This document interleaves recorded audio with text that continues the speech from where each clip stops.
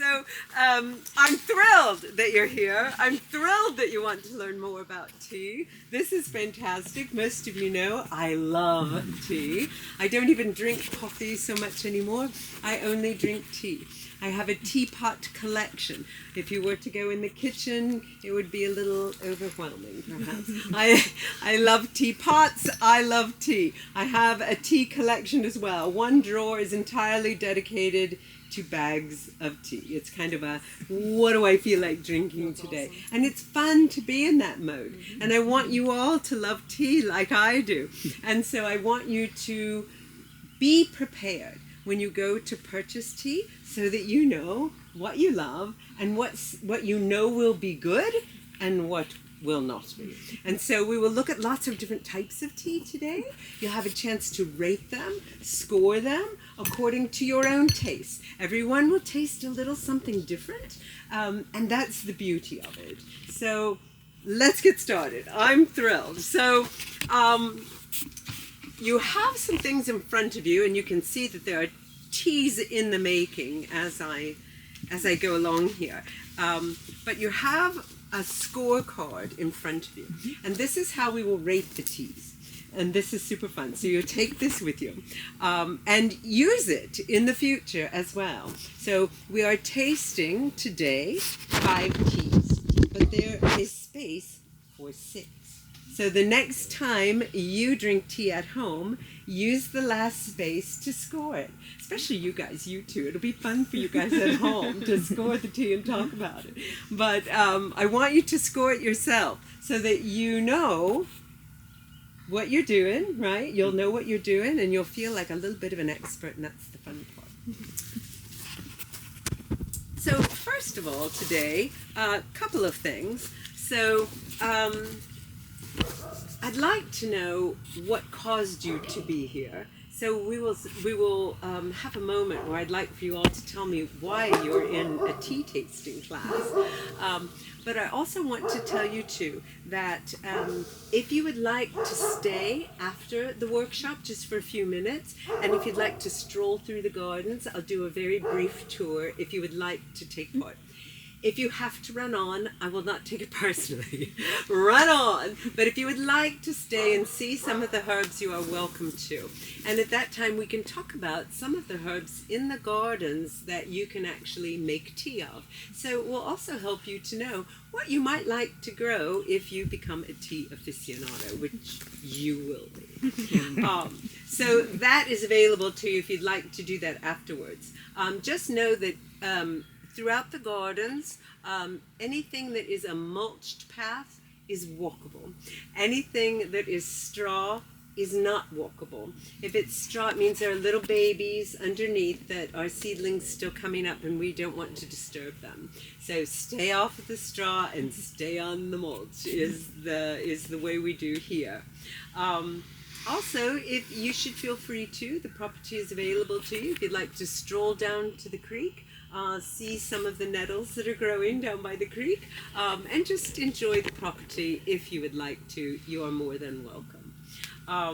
I would just advise you, if you do decide to do that, to stay to the cleared areas. And that means areas that have been mowed. If it hasn't been mowed, it's still a little wild. And in the wild is ivy. Poison ivy, and that's how this farm got its name, right? We are Wild Ivy Herb Farm. I have now had poison ivy, I think 18 times now. So this season? Since I've been here. I was thank goodness, not just this season. But yes, so I don't want you to have it too, but just know that it's out there. And when the class is over today, I will show you what poison ivy looks like before you go traversing the grounds, because it's not a good takeaway from a workshop. It's not. So, okay, all right. So, thank you. Thank you for coming. Thank you for sharing your thoughts on tea with me. I think that by the time you leave today, if you're not already a tea drinker, you will be, because I want you to enjoy the nuances of beautiful tea. All the teas that you will drink today are made here on the farm, all made with fresh herbs and fresh ingredients that we harvest here, and then dry and bag for your pleasure and for mine. So we have lots of different types of tea to enjoy today. And I want to begin by telling you a little history about tea. I think knowing the origins of tea is important, so you know more intimately where your tea comes from and why people love tea so much. So next time when you're sampling your teas at home, you will also have a knowledge of the beginnings, and that's important. So the story of tea actually begins in China. And according to legend, in 2737 BC, long time ago, there was a Chinese emperor named Shen Nung. And Shen Nung, as history recalls, was sitting beneath a tree while his servant boiled drinking water, because at that time, for an emperor, water was boiled before drinking. Some leaves from the tree above fell into the hot water. Shen Nung, who was a renowned medicine man of his time, and he was also considered to be a herbalist even then, decided to try the infusion that was being made by accident. And so you might say, but are there accidents? And perhaps there are not. And so tea, as we know it today, was born on that day with Shen Nung, who loved the infusion. I do not know what leaf or what plant that came from, but it must have been a good one, because he lived on and wasn't harmed in any way from that infusion on the day.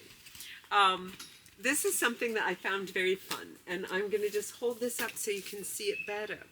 But when tea traveled to Europe, it was mainly traded by the Dutch through the port of Amoy. The Amoy word, te, was how our tea today was first known. And it was actually pronounced as te. Te was pronounced te. The Dutch then changed it to the, T-H-E-E it became, and it was known as tea, or T-T-E-E in English. So as you can see, it is an evolving word, all to describe the same thing that we love today. The French knew it as T-H-E-E, and in Germany and in Italy, it was also T-E. And also in Spain and Hungary, T-E. But finally, T-E-A is tea as we know it in America today. Because as we all know, Americans do like to change things to make them our own. And so T-E-A was born, but still pronounced the same way today, tea. And as you all know, most likely, the British drink more TEA than anybody. And historically, the English like tea better than they do coffee. Although now, if you go to England, there are as many coffee shops there as there are here today. And so people now enjoy their coffee as well. But still, there is and will always be a love for tea. Tea is not just a morning cup, but it's an every 2-hour cup. It is a winter drink for warming, and it is a summer drink for cooling. Because when you drink a hot cup of tea, it in the summer causes you to sweat. Sweat cools you off. So all year round, tea is a thing in England. Not so much iced tea, but mostly hot tea. Historically, there was a company called the East India Company. It had a monopoly over the tea industry in Britain.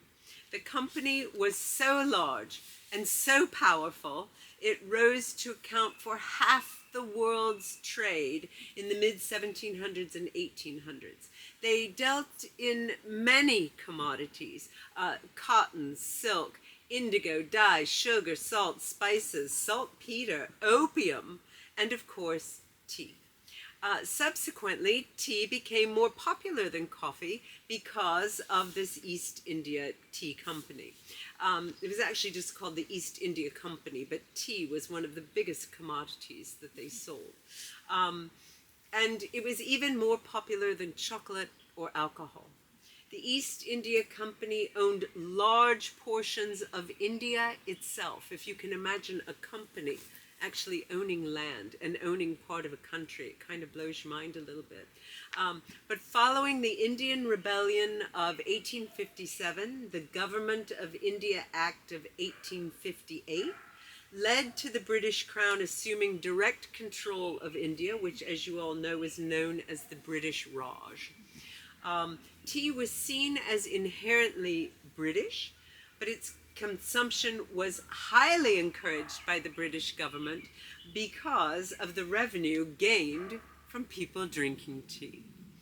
And of course, when people purchase tea, they pay a tax on tea, and the tax went to the government. So as you can imagine, the government was pushing tea like there was no tomorrow, and the East India Company was doing very, very well. The notorious Boston Tea Party that we've all heard about and know from history books was a political protest that occurred on December 16th of 1773. It was held at Griffin's Wharf in Boston, Massachusetts, where American colonists were frustrated and angry at Britain for imposing taxation without representation. And they dumped 342 chests of tea, which were imported by the East India Company, into the harbor.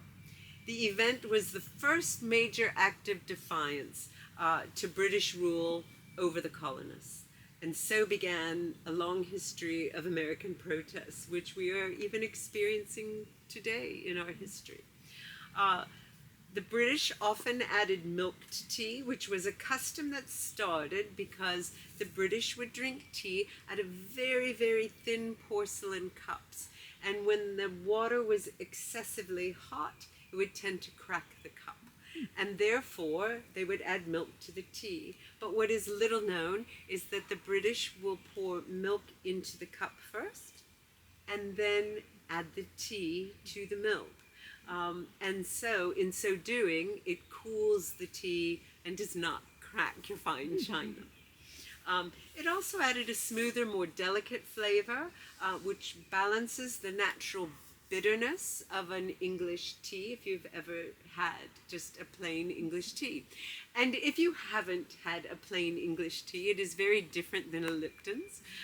It is much stronger, has a much more bitter, tanniny flavor.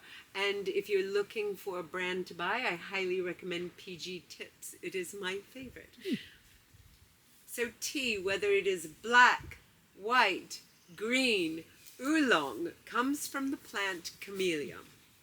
Camellia sinensis is an evergreen shrub, a small tree, most often grown in China, and the leaves tend to resemble bay leaves. Sinensis prefers cool temperatures, and Camellia assamica, which is another variety, thrives in India's warmer climate. So that is the Indian tea that we all know. The shrubs can grow up to 15 feet tall, but can also be grown in containers. But if they're grown in containers, it limits their height to about 6 feet. Leaves and buds are most often used in tea making. In the U.S., the tea plant is commercially cultivated in Hawaii, Washington, and Oregon, and some areas of the Southeast. But we do not grow tea well in this climate that we are in here in the Midwest. Therefore, some of the teas that Wild Ivy Herb Farm produces have a base of a black tea, and that black tea comes to us from England or India, all organic sources.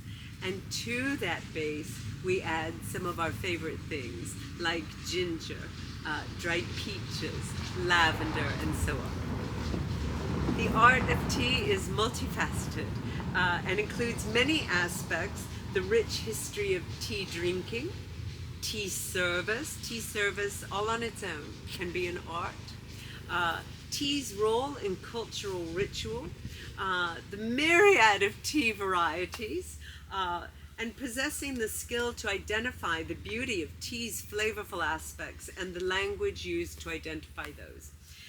Because there is such a wide variety of aspects in which we think of the art of tea, we cannot cover them all in today's workshop. But today we will cover the art of the language that we use to describe tea. In the world of fine wine and even artisan cheeses, you're likely to encounter terminology that can seem foreign to people who are not waist deep in the art of vinification, which is known to most of us as wine tasting, or caseoculture, known as cheese tasting. Tea tasting is similar in that there are tea connoisseurs, which I don't really consider myself to be. I don't think of myself as a tea connoisseur. I'm not that advanced, but I do know what I love and what I don't. So for some, that might make me a connoisseur. And you too will become one when you know what you like and what you do not. But it is good to have a language to describe the subtle nuances that you find in a really quality cup of tea. Today, our focus will be to decode the language of teas used in professional tea tasting to identify those flavor aspects that you personally prefer. So I will say that prior to studying the art and language of tea, my terminology was about as extensive as this green tea tastes grassy to me, right? Or it tastes earthy, or chamomile tea to me tastes like honey, and I still do say that because to me it tastes like a cup of honey. But swimming through the countless notes of flavor and fragrance waiting to be uncovered in a mug of tea can admittedly be a little bit daunting. However, with that in mind, I have broken down the terminology to about 20 tea descriptors to make tea knowledge a little bit easier to swallow. So you don't have to take a hot gulp of all the complex terminology all at once. So what I also want to tell you too is that tea is not the same thing as an infusion. And an infusion is not the same thing as a decoction. But they all begin the same way. So today we will be drinking tea. What is the difference between them all? Tea is a herb material or a plant material of some kind that has been dried and then hot water added. And you only let it steep 5 to 8 minutes. This is a tea. An infusion begins the same way. Plant material, hot water, and I might add, it does not need to be boiling water. You don't want to ever burn your mouth on a cup of tea. The hotter it is, it's often harder to discern the subtle nuances of the flavors of the tea. So hot, but not boiling. And an infusion then sits like this for up to 24 hours. That same sort of feeling in your mouth, that is acidic. Astringent. Astringent is slightly bitter. So it's very refreshing. So it's a pleasant sensation. It is created by the reaction between the tannins, which are the polyphenols in the plant material, within the tea, and it's a reaction between the polyphenols and the proteins in our saliva. And so that's what causes that bitter taste. That bitter taste is often found in medicinal teas. So those are properties that you want to look for in a medicinal, and usually it is an indicator that that's going to be really good for you. Body. So the body encompasses the tea weight and the substance in the mouth. So when we are classifying body, it could be light, it could be medium, it could be heavy, and we think of heavy as full-bodied is how we would describe that. It's really, I almost want to say it's a thickness, right? But you don't think of tea as thick, but you will be able to see a difference, for example, between the chamomile and the ginger peach. One is lighter, one is heavier, and we will talk about that as we describe those when we sample. Bright. So bright is a refreshing, sometimes bubbly flavor that leaves your palate feeling cleansed and refreshed. Bright is referred to often in tea tasting. Bakey. If somebody says tea is bakey, you just made a lousy cup of tea. Okay. So bakey is I want to say it's almost a burnt flavor, but it's an undesirable quality to describe a tea. It was subjected to too high temperatures during the processing stage. Character. A character can describe a person, but it also can describe a tea. So a tea's signature traits are typically correlating with its country or its region of origin. So one might say this is a very English tea, which makes you think of a particular type of character, doesn't it? This is a very German type of tea, right? Makes you feel like perhaps something a little bit heavier, something a little more mouthy, right? More flavor, right? It has a character. Clean. Clean is often is another term that is very often used when we're talking about teas. It relates to the purity of the tea's flavor. Often when you don't have a very strong aroma, right? It's very light. It can also be described as very clean. Coppery. So think about what flavor in your mouth when you think of as coppery. Can you identify that? Sometimes it's slightly bitter. Sometimes it's slightly tanniny or astringent. Coppery, it relates to a tea color, but it can also relate to a flavor. But when we see a tea that is like a warm golden color, it's often referred to as coppery. Finish. So the finish, much like wine tasting, is what's left in your mouth after you've had a sip of tea, you've swallowed, and it's that feeling that's left. What is the finish? Flowery. Well, flowery is pretty self-explanatory. It's a floral taste, and it can be a floral fragrance as well. So I use the term here flowery, but the term floral is also acceptable. It all describes the same. And many times herbal teas are described as flowery or floral. Even when I think of them as more green, many people think, oh, it's very floral. The liquor. So the liquor is the liquid viscosity and hue that are consistent in properly brewed tea. So if you're making the right kind of cup of tea, you should be able to see or experience the liquor. It's the number one parameter that expert tea tasters use when determining the qualities of a tea.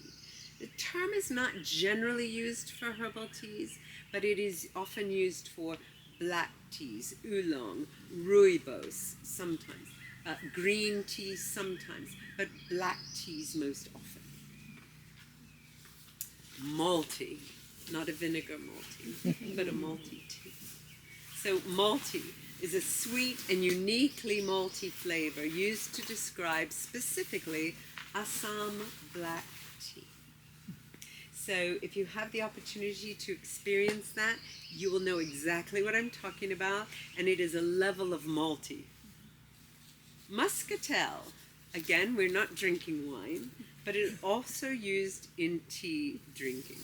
It stems from muscat grapes, but is commonly used to describe Darjeeling tea. We won't be sampling Darjeeling today, but it's good for you to know, because Darjeeling is very common American brands, very common. specifically like a Lipton's is usually a Darjeeling.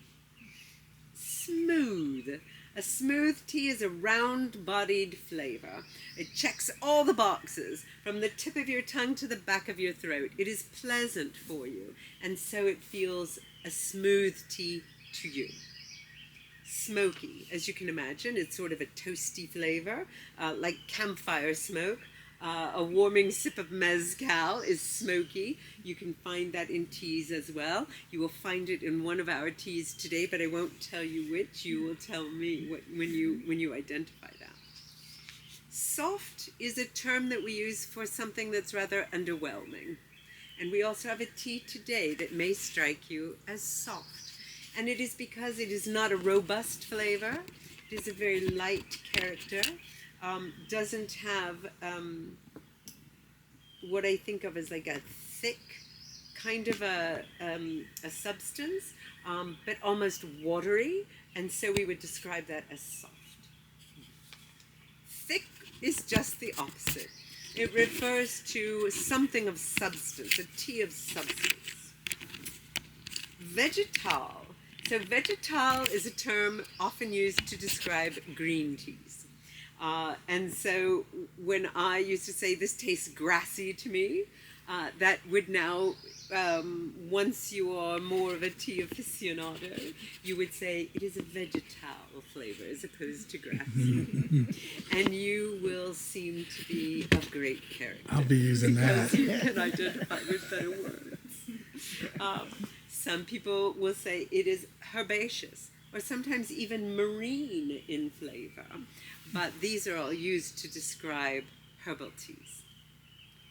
Woody is finally our final term for today.